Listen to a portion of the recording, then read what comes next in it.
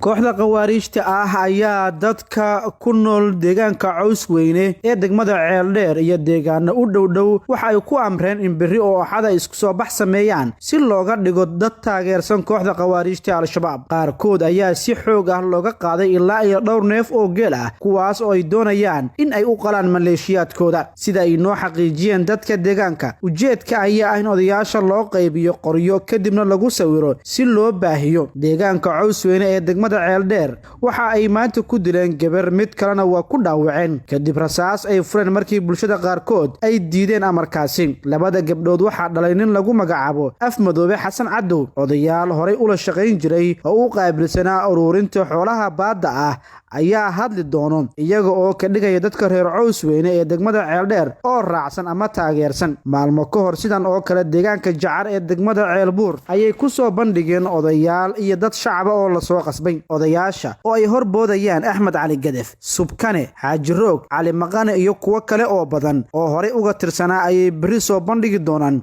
iyaga oo ka dhigi doono macaawisley la safan kooxda qawaariijta Al-Shabaab. kooxdan ayaa culays xoogan oo cir iyo dhul waxaa saaray ciidamada xoogga dalka iyo saaxiibada Soomaaliya ka caawiyo ciribtirka kooxdan. lada ka socda deegaanada maamulka Galmudug ayaa sababay in firxadka kooxda qawaariijta Al-Shabaab ay beegsadaan deegaano fogfog. qaarkoodna weli waxay isku dayayaan marin habaabinta bulshada, kuwaas oo u muuqda in ay diyaar u yihiin dhibaataynta dadka ku nool gobolka Galgaduud oo maalinba meel ay ku soo bandhigayaan iyaga oo soo qasbay. Maxamed Cabdulaahi Cumar, warbaahinta qaranka, Ceeldheer, Galgaduud.